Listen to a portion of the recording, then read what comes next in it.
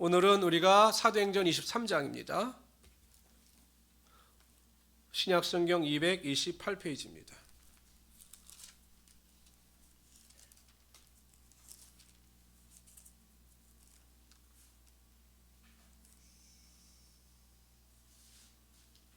신약성경 228페이지 사도행전 23장입니다.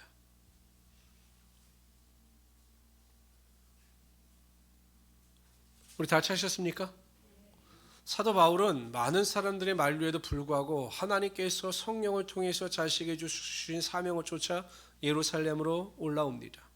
성령께서 예루살렘에 올라가면 환난과 결박이 너를 기다리고 있다라고 분명히 말씀하셨습니다.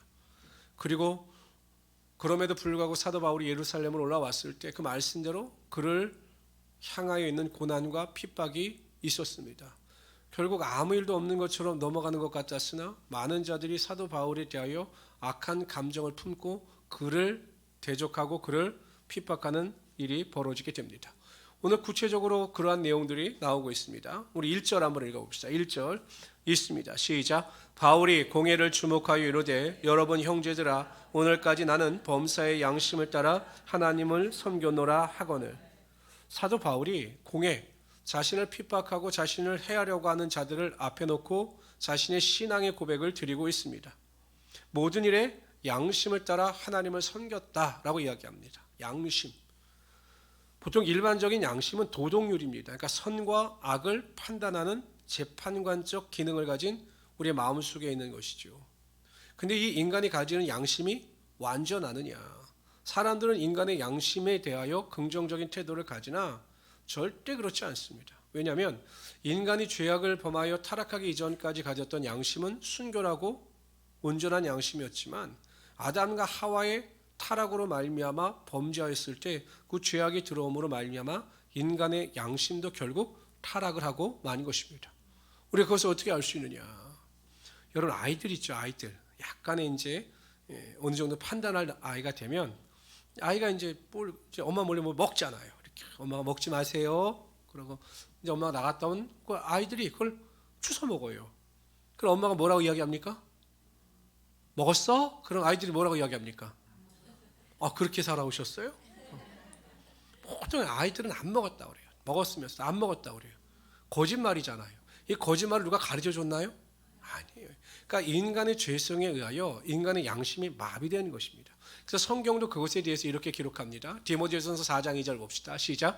자기의 양심이 화인을 맞아서 외식함으로 거짓말하는 자들이라. 세상 사람들이 그렇다라는 거죠. 히브리서 10장 22절 봅시다. 우리가 마음의 뿌림을 받아 악한 양심으로부터 벗어나고 몸은 맑은 물로 씻음을 받았으니 참 마음과 온전한 믿음으로 하나님께 나아가자. 우리 양심이 악한 거예요. 선하실 수가 없다라는 것입니다. 고린도전서 8장 7절입니다. 그러나 이 자식은 모든 사람에게 있는 것은 아니므로 어떤 이들은 지금까지 우상에 대한 습관이 있어 우상의 재물을 알고 먹는 거로 그들의 양심이 약해지고 더러워지느니라. 그러니까 인간이 가지는 본성의 양심은 악한 겁니다. 그러니까 하나님의 은혜와 능력이 아니면 우리가 양심을 따라 산다라고 할 때 그 양심 따라 사는 것이 온전해질 수가 없는 거예요. 그러니까 비교하여 양심에 따라 다른 사람들보다 덜 악하게 살 수는 있지만 온전한 선을 행할 수가 없다라는 것입니다. 인간은 악해요. 저는 어떤 걸 많이 느끼냐면 저희 주차장을 보면서 느낍니다. 주차장. 아니 왜 이렇게 쓰레기들을 버리는지 모르겠어요. 그냥 커피 먹다 버리고 자동차에 있는 쓰레기 길바닥에 버리고 왜 안 보니까 그렇게 사람들이 양심을 따라 살아가는 것이 아니라 그 양심이 타락했기 때문에 그 악함을 쫓아 살아갈 수밖에 없다라는 것입니다. 결국 사도 바울이 양심을 따라 살아갔다라고 의미는 무엇이냐면 복음의 가르침에 따라 하나님을 섬겼다라는 것입니다. 그러니까 자신이 가지고 있는 선한 양심이 아니라 자신이 받은 그 복음의 가르침, 하나님의 말씀의 가르침을 따라 그 말씀대로 하나님을 섬겼다라는 것입니다. 우리가 하나님을 섬기는 일에 있어 우리의 마음대로 우리의 생각대로 하나님을 섬기는 것이 아닙니다. 말씀대로 성경대로 하나님을 섬겨야 우리의 섬김이 하나님께로부터 인정을 받게 되는 것입니다.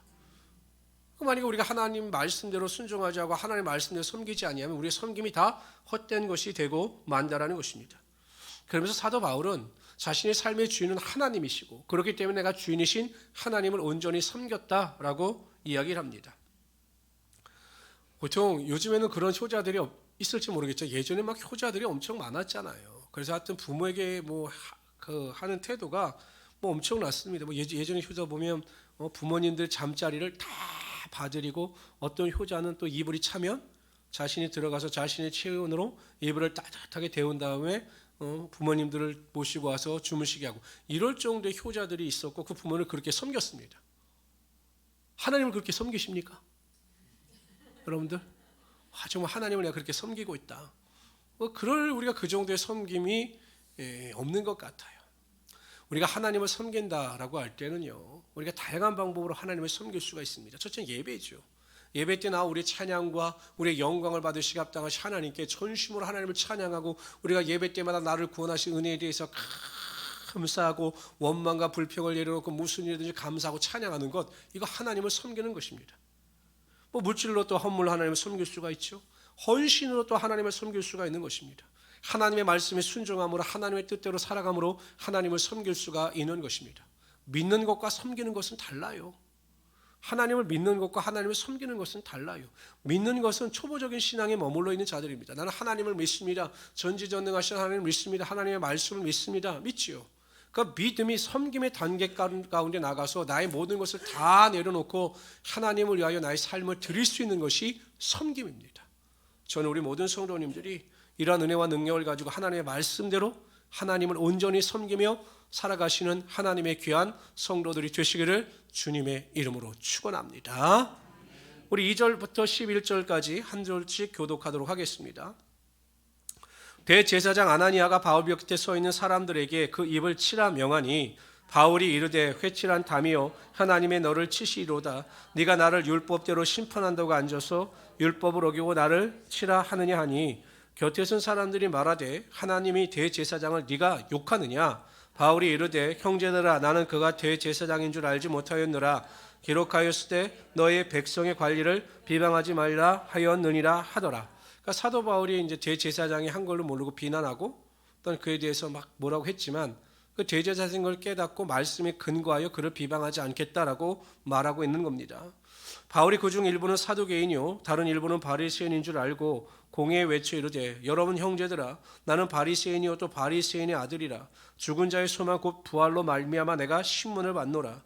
그 말을 한즉 바리새인과 사두개인 사이에 다툼이 생겨 무리가 나누어지니 이는 사두개인은 부활도 없고 천사도 없고 영도 없다 하고 바리새인은 다 있다 함이라. 크게 떠들새 바리새인 편에서 및 서기관 일어나 다투어 이르되 우리가 이 사람을 보니 악한 것이 없도다.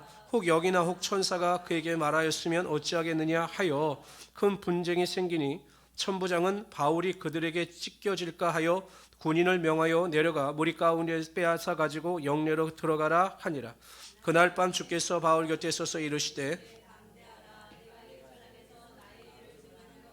로마에서 사도 바울은 자신이 증언해야 될 메시지를 그냥 분명히 전합니다. 근데 사도 바울이 참 지혜로운 사람이에요. 만약에 그 수많은 군중들이 모인 상황 가운데서 자칫 폭동이 일어나면 자신이 큰 피해를 입을 수가 있거든요. 자신은 어찌하든지 여러분 로마 황제 앞에 서야 되니까 이 예루살렘에서 큰 피해를 당하는 것을 면해야 했습니다.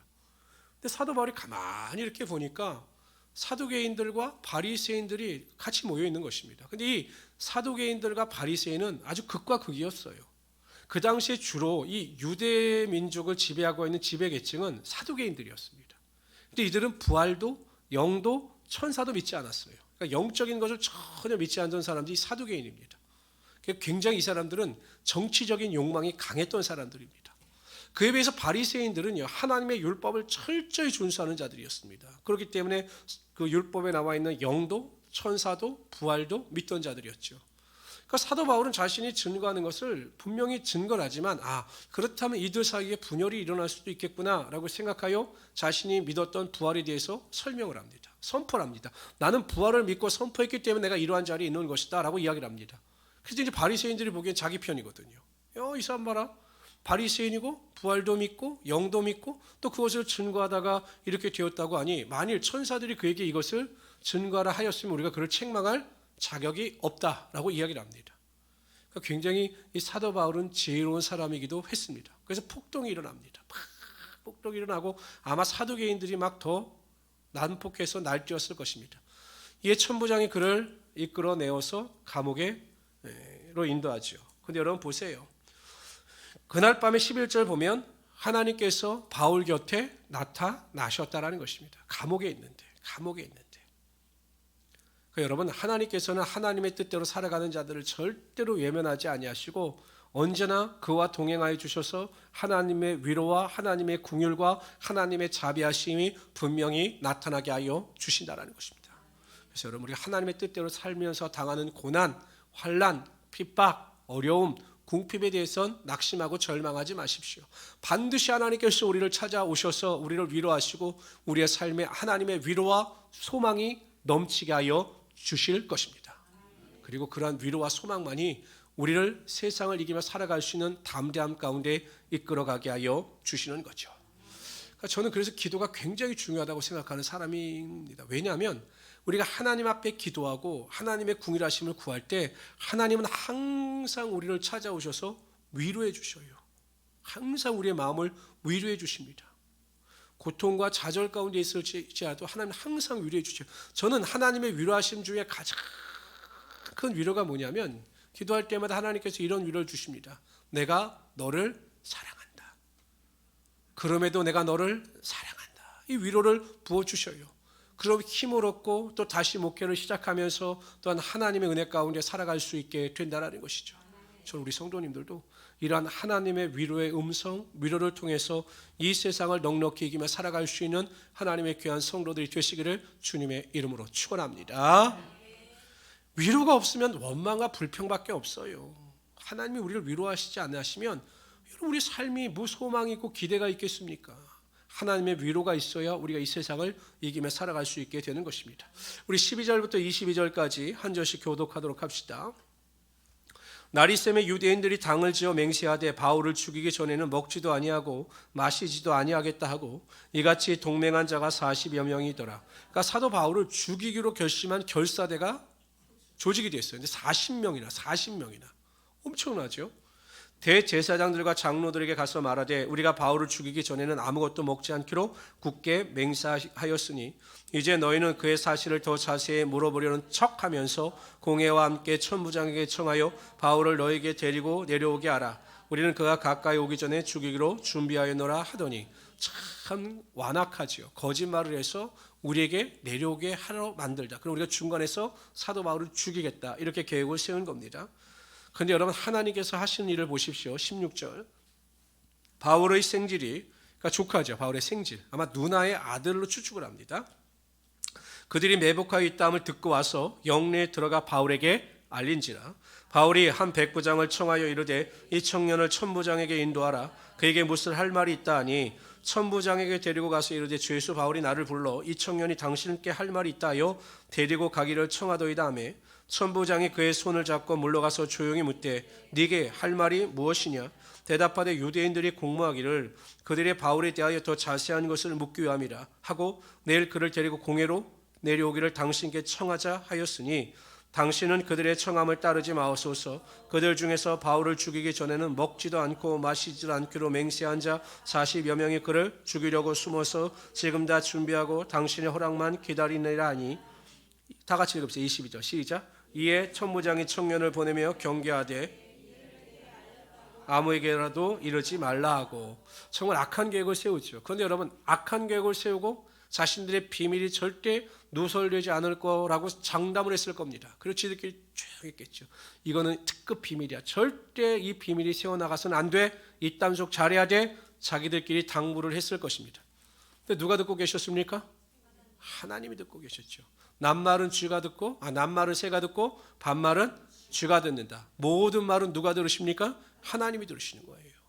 하나님께서 그걸 딱 들으시고 그것을 누가 듣게 만드셨냐면 생질, 사도 바울의 생질이 듣게 하셨어요. 근데 저는 여기서 좀 궁금했어요.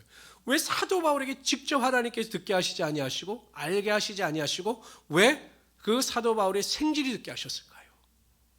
궁금하지 않으세요? 왜 직접 말씀드리시잖아요. 하나님이 사도 바울, 사도 바울 이렇게 됐으니까 너 그거 잘 읽고 있다가 잘 대처해야 돼. 왜 알려주시지 않고 왜 생질에게 사도 바울이 생질에게 하나님께서 듣게 하셨을까요? 예? 말씀해 보세요. 우리 이쪽에서. 대제사장들에게 말해야 되니까. 예, 또 있어요? 똑같은 생각이십니까? 예. 이렇게 다들 똑똑하셔요. 한 번에 그냥 알아버리시네. 사도 바울이 들어서 아무리 이야기해봤자 사람들이 이거 믿겠어요? 안 믿죠. 천부장이 믿겠어요? 네가 그러고 어떻게 듣냐 여기서. 그리고 네가 죽기 싫으니까 그 거짓말하는 것 아니냐 이렇게 할 텐데 생지 들어서 객관적으로 이야기하니까 천부장도 그 말을 들을 때 설득력 있지 않습니까? 그래서 그렇게 대처를 한 것입니다. 성도 여러분, 하나님께서는 항상 우리를 보호하시기 위하여 항상 철저하게 모든 것을 준비하시는 여호와 일의 하나님이 되신다는 사실입니다. 항상 천사들을 보내서 우리를 보호하기도 하시고 또한 하나님께서 전혀 다른 방법으로 길을 예비하셔서 우리를 그 길로 인도하여 주신다는 것입니다. 그래서 항상 이런 믿음을 가지시고 소망 가운데 승리하며 살아가시는 귀한 성도들 되시기를 주님의 이름으로 축원합니다. 우리 23절에서 35절까지 읽도록 하죠. 23절 제가 읽겠습니다. 백부장 둘을 불러 이르되 밤 제3시에 밤 9시예요. 그러니까 밤 9시 6을 더하면 되니까 밤 3시에 가이사랴까지 갈 보병 200명과 기병 70명과 창병 200명을 준비하라고. 엄청난 수치였죠. 사도 바울을 이 가이사랴까지, 예루살렘에서 가이사랴, 이 가이사랴는 가보셨나요? 안 가보셨어요? 좀 멀긴 한데 한 10시간 걸립니다. 저 가보니까 해변가에 있어요. 가이사랴. 그러니까 가이사랴 빌립보가 있죠. 가이사랴 빌립보는 저 북쪽에 있어요. 북쪽. 여기는 지중해 쪽 해변인데 굉장히 아름답습니다. 그래서 아름다운 건축물인데 그 가이사랴로 이송을 하는 겁니다. 24절 시작. 또 바울을 태워 총독 벨리스에게로 무사히 보내기 위하여 짐승을 준비하라 명하며 또 이 아래와 같이 편지하니 일렀을 클라우디오 루시아는 총독 벨리스 가카에게 문안하나이다. 이 사람이 유대인들에게 잡혀 죽게 된 것을 내가 로마 사람인 줄 들어 알고 구내를 건드리고 가서 구원하여다가 유대인들이 무슨 일로 그를 고발하는지 알고자 하여 그들의 공회로 데리고 내려갔더니 고발하는 것이 그들의 율법 문제에 관한 것뿐이 한 가지도 죽이거나 결박할 사유가 없음을 발견하였나이다. 그러나 이 사람을 해하려는 관계가 있다고 누가 내게 알려주기로 곧 당신께로 보내며 또 고발하는 사람들도 당신 앞에서 그에 대하여 말하라 하였나이다 하였더라. 보병이 명을 받은 대로 밤에 바울을 데리고 안디바드리에 이르러 이튿날 기병으로 바울을 호송하게 하고 영내로 돌아가니라. 그들이 가이사랴에 들어가서 편지를 총독에게 드리고 바울을 그 앞에 세우니 총독이 읽고 바울들로 어디 영지 사람이냐 물어 길르기아 사람인 줄 알고. 우리 35절 다 같이 읽읍시다. 시작.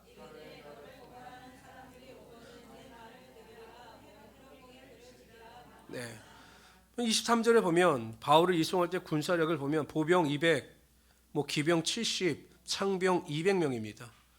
얼뚱 봐도 470명이죠. 470명. 또 짐승까지 준비하겠으니까 사도 바울 한 사람을 안전하게 가이사랴까지 호송하기 위해서 엄청난 군사력이 동원된 것입니다. 감히 누가 공격해도 사도 바울을 어찌할 수 없을 정도로 철저한 보안과 경비와 보호를 한 것입니다.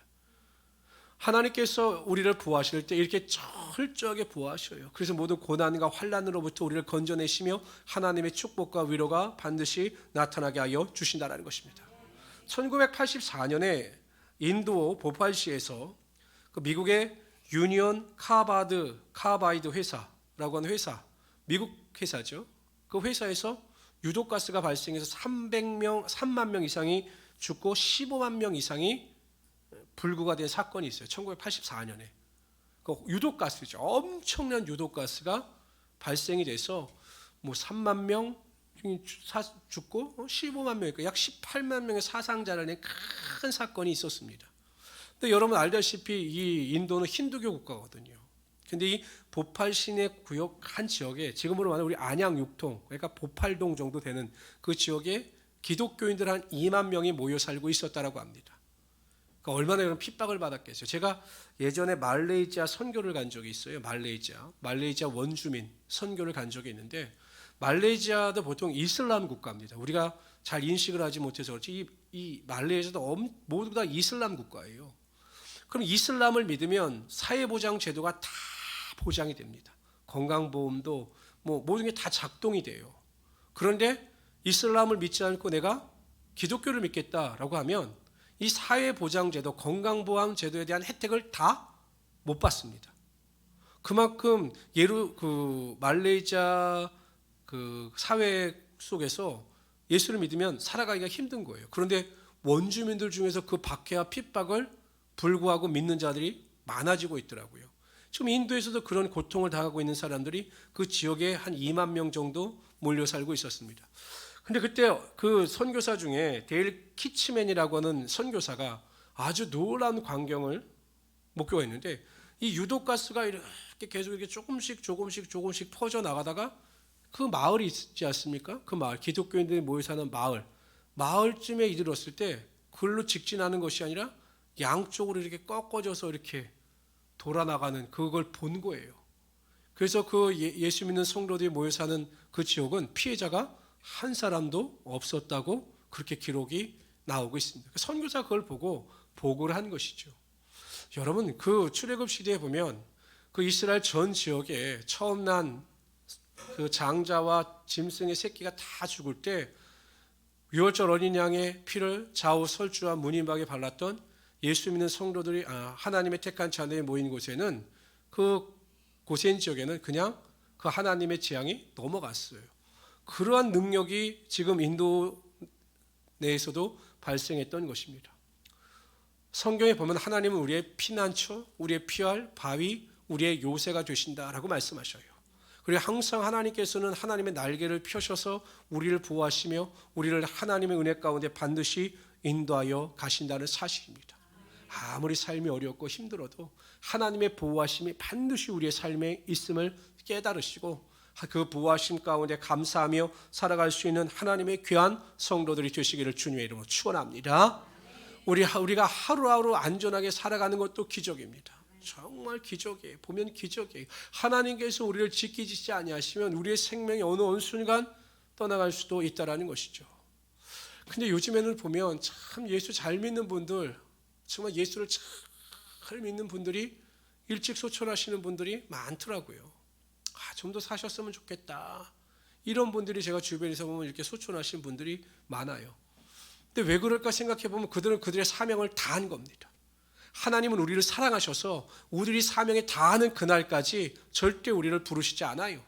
그러므로 이 땅에서 하나님께서 주신 그날까지 하나님의 사명을 온전히 감당하시면서 보호하심 가운데 승리하며 살아가시는 하나님의 귀한 성도들이 되시기를 주님의 이름으로 축원합니다. 우리 사도행전 24장으로 넘어갑시다.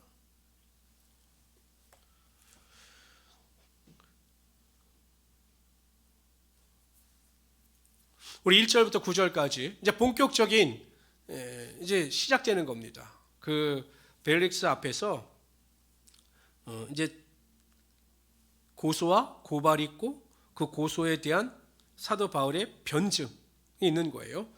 1절 제가 읽겠습니다. 다세오의 대제사장 아나니아가 어떤 장로들과 한 변호사, 여기 변호사까지 있었어요. 유대인들은 변호사 더둘로와 함께 내려와서 총독 앞에서 바울을 고발하니라. 바울을 고문해 더둘로가 고발하여 이르되 벨릭스 각하여 우리가 당신을 힘입어 태평을 누리고 또한 이 민족이 당신의 선견으로 말미암아 여러 가지로 개선된 것을 우리가 어느 모양으로나 어느 곳에서나 크게 감사하나이다.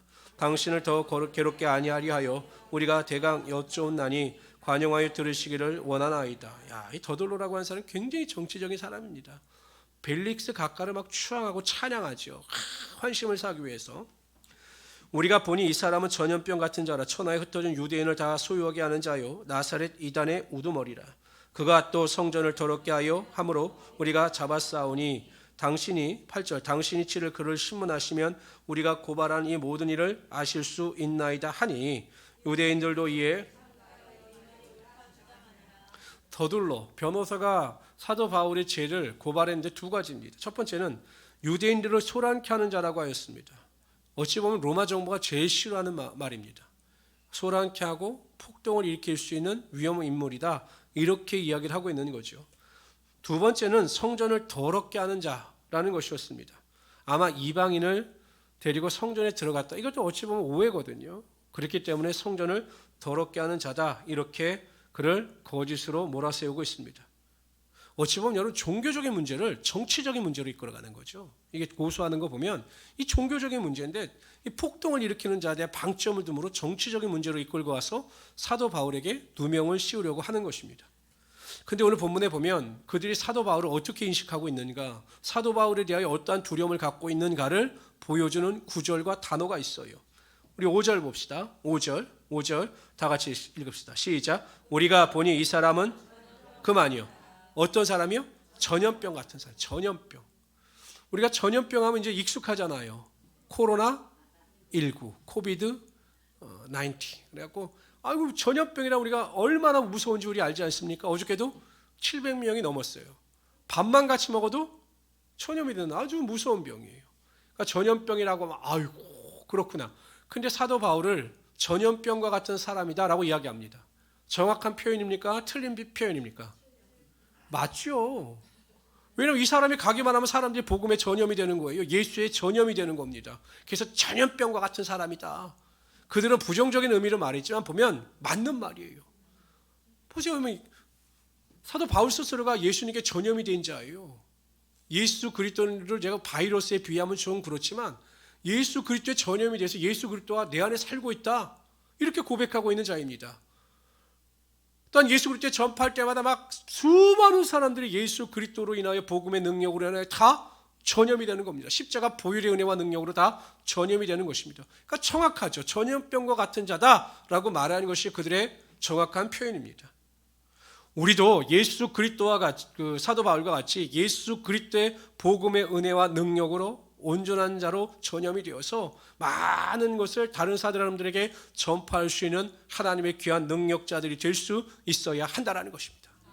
그런데 우리가 복음을 전파하느냐? 아니 우리가 세상 것에 오염이 되어서 세상 것에 오염된 상태로 살아가고 있느냐? 이것을 잘 점검해 볼 수 있어야 한다는 것입니다. 내가 여러분 복음에 전염이 되지 아니하면, 내가 복음에 사로잡히지 아니하면 우리는 복음을 증거할 수가 없어요. 그런데 이 시대가 무엇이냐? 복음이 약화된 시대입니다. 제가 보기에는 참 안타까운 게 무엇이냐면, 참 교회를 볼 때마다 성도들을 볼 때마다 안타까운 것이 무엇이냐면 복음의 능력보다 자신의 이익이 앞설 때도 많고 복음의 유익보다 복음의 능력보다 자신의 사상이나 이념이 앞설 때가 너무나 많아요. 목회자들도 보면 어떤 자신의 정치적인 어떤 이념이나 사상에 빠져서 복음의 능력보다 그것을 우선시 두는 분들도 너무나 많아요. 성도들도 너무나 많아요. 일례로 여러분 동성애법, 차별금지법이 성경의 근거한 말씀인데 이것이 어떻게 하나님의 말씀보다 위가 될 수 있겠습니까? 인권보다 위에 있는 건 신권이에요, 여러분. 아니 여러분 우리가 하나님의 말씀을 보면 가나안 백성들을 하나님께서 들어가서 다 죽여라 이렇게 말씀하셨죠? 그러면 하나님의 입장에서는 인권을 멸시하시는 분 아니십니까? 그러나 하나님은 악한 자들에 대한 심판권을 가지고 계신 분이에요. 인권보다 중요한 건 하나님의 신권과 하나님의 통치권이라는 사실입니다. 그런데 목사님들 중에서 자칭 목사라고 하는 분들이 동성애를 옹호하고 인권이 중요하다라고 말하는 것은 하나님의 복음의 능력, 하나님의 신권과 통치권을 무시하는 행위입니다. 마지막 때가 그렇습니다. 마지막 때가 이르면 그 디모데후서에 보면 제가 매일 말씀드리지만 때가 이르면 사람들이 바른 교훈을 받지 아니하고 자기의 귀가 가려서 스승을 많이 두고 그 길을 진리에 돌이켜 허탄한 신앙을 쫓는다라고 말씀하고 있어요. 여러분들은 정말 믿음으로 깨어서 은혜 가운데 복음의 능력을 가지고 세상을 변화시키며 살아갈 수 있는 하나님의 귀한 성도들이 되시기를 주님의 이름으로 축원합니다. 우리 10절에서 13절까지 읽도록 하죠. 10절 제가 읽겠습니다. 총독이 바울에게 머리로 표시하여 말하라 하니 그가 대답하되 당신이 여러 해 전부터 이 민족의 재판장 된 것을 내가 알고 내 사건에 대하여 기꺼이 변명하나이다. 당신이 아실 수 있는 바와 같이 내가 그들은 내가 성전에서 누가 변론하는 것이나 회당 또는 시중에서 우리를 소동하게 하는 것을 보지 못하였으니 그들이 능히 당신 앞에서 사도 바울의 변론이에요. 얼마나 좀 사도 바울이 똑똑합니까? 논리적이에요. 뭐라고 이야기하냐면 저들이 내가 유대인들을 술안케 하고 소동케 했다라고 하는데 내가 예루살렘에 올라간 지 10일밖에 되지 않습니다. 그 짧은 기간 동안에 내가 누구를 소동케 하고 누구를 소란케 할 수 있겠습니까? 그리고 저들이 말하는 것처럼 내가 성전에서 누구를 만난 적도 없습니다. 저들이 말하는 것은 다 거짓말입니다라고 논리적으로 반박합니다. 어찌 보면 변호사인 더들로보다 사도 바울은 변호사도 없어요. 변론인도 없어요. 자기가 자기 자신을 변론합니다. 그런데 변호사인 더들로보다 훨씬 더 논리적으로 자신을 변론하지요. 그 이유가 무엇이냐? 하나님께서 성령을 통해서 사도 바울에게 지혜를 허락하여 주셨기 때문입니다. 마태복음에 보면 이렇게 말씀하십니다. 다 같이 읽어봅시다. 너희를 넘겨 줄 때 어떻게 또는 무엇을 말할까 염려하지 말라. 그때 너희에게 할 말을 주시리니 말하는 이는 너희가 아니라 너희 속에 말씀하시는 이 곧 너 아버지의 성령이시니라. 우리가 무엇을 말할까라고 걱정하고 염려할 필요가 없는 것은 우리가 성령 충만하면 우리가 누구를 만나든 어디에 가서 무슨 말을 하든 경우에 합당한 말을 함으로 하나님의 영광을 반드시 드러내게 하여 주신다라는 것입니다. 그래서 항상 성령 충만하셔서 성령의 지혜를 따라 경우에 합당한 말, 하나님께서 기뻐하시는 그 말씀을 통해서 하나님의 능력을 체험할 수 있는 귀한 성도들이 되시기를 주님의 이름으로 축원합니다. 우리 14절에서 16절까지 읽도록 합니다. 14절 제가 읽겠습니다. 그러나 이것을 당신께 고백하리이다. 나는 그들의 이달이나 하는 도를 따라 조상의 하나님을 섬기고 율법과 선지자들의 글에 기록된 것을 다 믿으며 그들이 기다리는 바 나도 가졌으니 곧 의인과 악인의 부활이 있으리라 함이니라. 16절 시작.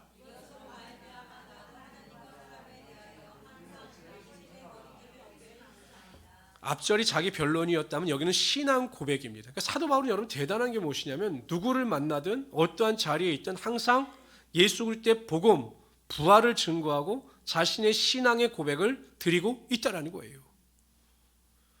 첫 번째 하나님을 섬긴다라고 했습니다. 사도 바울이 고백하고 나는 하나님만을 섬긴다라고 고백한 거죠.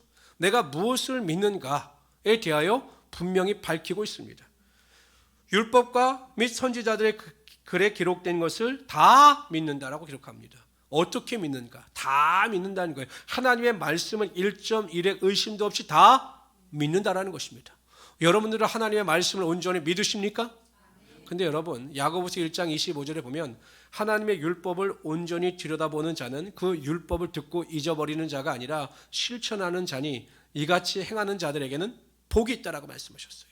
그러니까 내가 하나님의 말씀을 믿는다라고 한다고 해서 그 말씀을 듣고 잃어버리는 것이 아니라 그 말씀대로 행하는 자들에게 하나님의 은혜와 능력이 반드시 임하게 된다라는 것입니다.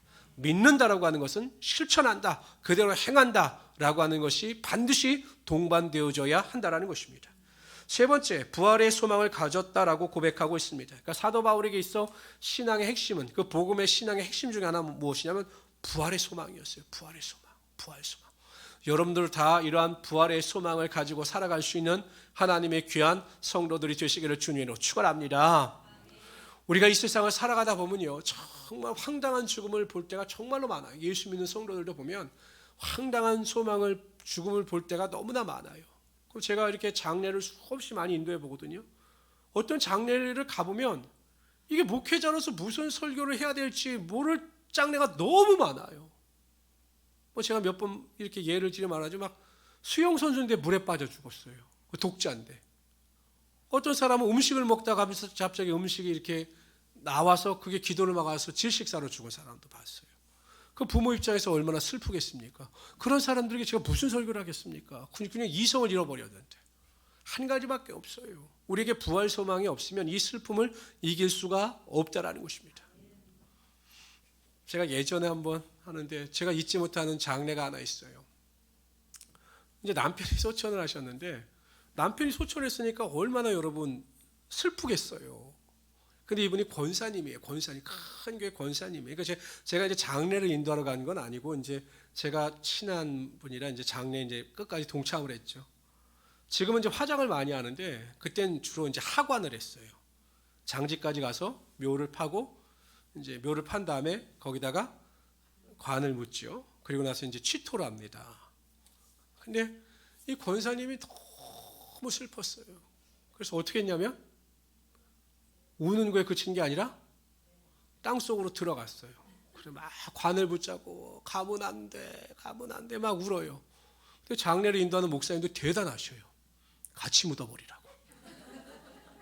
목사님 너무 화가 난 거예요. 그냥 같이 묻어버리라고. 왜냐하면 권사님 정도면 그래도 부활에 대한 소망이 있어야 되는데 그런 걸 저도 처음 봤거든요. 그 관소까지 들어가서 막 붙잡고 울고 하니까요. 목사님이 얼마나 화가 나셨으면 그냥 같이 묻어버리라고 그러셨겠어요. 저 같으면 그렇게 못했을 것 같은데 그 목사 그렇게 하셨어요. 그러니까 부활의 소망이 없으면 우리 이 세상이 끝이라고 생각하기 때문에 절망할 수밖에. 그러나 이런 분명히 성경은 말씀하셔요. 우리는 죽은 자가 아니라 다 잠자는 자다. 예수 그리스도께서 재림하실 때 후련히 우리가 먼저 죽은 자들이 일어나서 공중에서 주님을 배울 것이다 라고 말씀하고 있는 것입니다. 이 부활의 소망을 가지고 승리하시는 우리 성도들이 되시기를 주님의 이름으로 축원합니다. 17절에서 27절까지 읽도록 하죠. 열해 만에 내가 내 민족을 구제할 것과 재물을 가지고 와서 드리는 중에 내가 결례를 행하였고 모임도 없고 소동도 없이 성전에 있는 것을 그들이 보았나이다.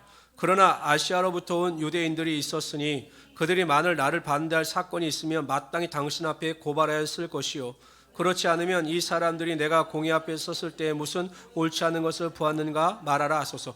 굉장히 사도 바울이 똑똑합니다. 정말 똑똑해요.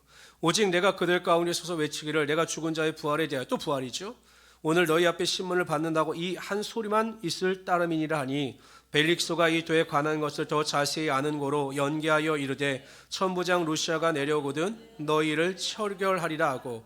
그러니까 벨릭스가 어떻게 이 도, 그러니까 복음, 부활의 도에 대해서 알았는지에 대한 뭐 자세한 기록은 없습니다. 그런데 어쨌든 이 벨릭스가 사도 바울이 증언하는 것에 대한 그 복음에 대한 부활에 대한 것을 어느 정도 잘 알고 있었다라는 것입니다.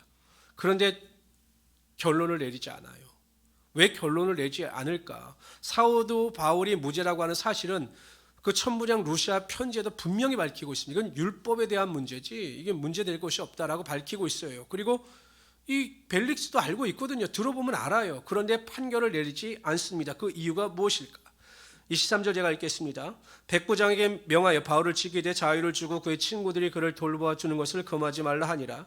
수일 후에 벨릭스가 그 안에 유대 여자 드루실라와 함께 와서 바울을 불러 그리스도 예수 믿는 도를 듣거늘 바울이 의와 절제와 장차 오는 심판을 강론하니 벨릭스가 두려워하여 대답하되 지금은 가라 내가 틈이 있으면 너를 부리라 하고 동시에 또 바울에게서 돈을 받을까 하고로 자주 불러 이같이 이야기하더라. 27절 읽읍시다. 시작.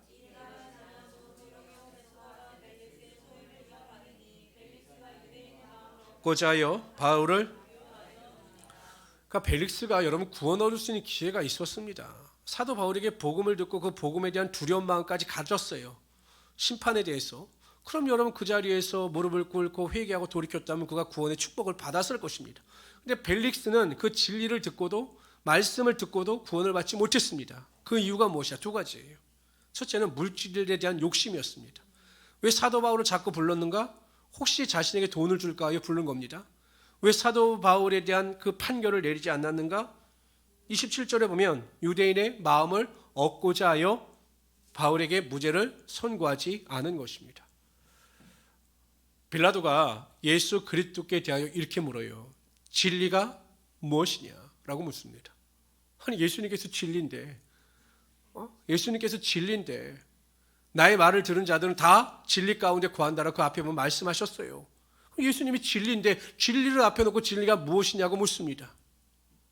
왜 그런가? 빌라도도 결국에는 그 마음이 비어있지 아니하고 그 출세에 대한 욕망으로 가득 찼기 때문에 예수님의 죄 없음을 알고도 예수님을 그냥 내어준 것입니다.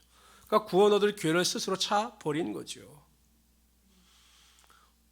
우리가 하나님의 은혜를 받기 위해서는 먼저 우리 자신을 비워야 합니다. 그걸 회개라고 하죠. 회개. 그래서 우리 마음을 거룩하게 만들어야 합니다.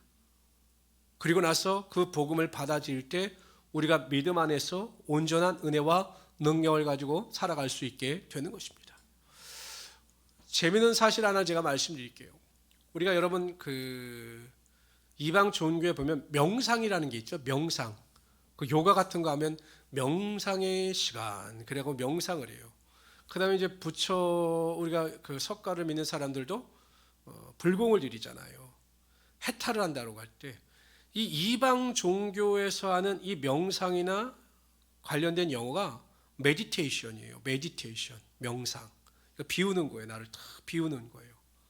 그러니까 자꾸 내가 해탈하기 위해서 내가 석가가 되기 위해서 나를 비우는 거죠. 자꾸 비워야 내가 비로소 해탈을 하여 석가가 될 수 있다라고 이야기하는데, 이게 메디테이션이거든요. 그런데 성경에서 말하는 우리가 말씀 묵상이라고 하는 것도 메디테이션이에요. 근데 여러분, 우리가 말하는 그 묵상과 명상의 차이가 무엇이냐? 명상은 비우기만 하는 겁니다. 매일 비워요, 매일. 근데 이게 비워질 수 있느냐? 그 유명한 고승들은 이야기하잖아요. 내가 사람들을 다 속였다라고 이야기합니다. 왜냐면 나를 비울 수가 없는 거예요. 아니 그냥 몇 달 동안 여러분 그 고행하면서 나를 비우기 위해서 그냥 누워서 자지 않고 그냥 앉아서 잡니다. 성철 스님인가 그분은. 근데 마지막에 한 말이 뭐냐? 내가 사람들을 속여서 지옥 간다 이렇게 말해요. 참 그분은 바른 말을 한 분이죠. 그러니까 비워봤자 별 수가 없는 거예요. 근데 묵상은 무엇이냐? 우리가 회개하여 비운 뒤에 하나님의 말씀으로 채워야 우리가 하나님 안에서 온전한 자가 될 수가 있다라는 것입니다. 그래서 여러분, 그래서 큐티가 중요한, 똑같은 메디테이션인데 하나는 비우기만 하는 것이고 하나는 비우고 채울 때 하나님의 온전한 은혜와 능력이 임하게 된다라는 것입니다. 근데 여러분, 이 벨릭스나 또 아까 이야기했던 빌라도는 비우지 못한 거예요. 비우지 못한 거. 여러분도 마찬가지입니다. 우리가 은혜를 받기 위해서는, 여러분 우리가 비가 내릴 때 비를 받기 위해서는 항아리 뚜껑을 열어야지 비를 받을 수가 있는 거죠. 뚜껑을 닫아놓고 왜 빗물이 고이지 않느냐, 이 항아리가 이상한 거 아니냐라고 말하는 사람이 이상한 사람이에요. 우리의 마음을 열지 아니하면, 우리의 마음 밭의 문을 열지 아니하면 하나님의 은혜의 단비는 절대로 임하지 않는 것입니다. 항상 우리의 마음의 문을 열고 그 우리의 빈 마음 가운데 하나님의 은혜로 채울 수 있는 하나님의 귀한 성도들이 되시기를 주님의 이름으로 축원합니다. 기도합시다. 주시 하나님, 정말로 감사합니다. 언제나 우리를 사랑하여 주셔서 귀한 은혜와 능력 가운데 붙잡아 주시고 하나님의 영광과 존귀 가운데 거하게 하심을 감사합니다. 하나님, 우리가 사도 바울과 같이 어디에 섰든지 간에 그리스도의 복음을 증거하게 하여 주시고 부활의 소망을 가지고 살아가게 하여 주시옵소서. 하루하루 살아갈 때마다 부활의 소망과 기대가 있음으로 기뻐할 수 있도록 도와주시고 모든 문제와 환난을 넉넉히 이기며 살아갈 수 있는 우리 성도들이 되게 하여 주시옵소서. 함께 하심을 감사하며 예수님의 이름으로 기도드리옵나이다. 아멘.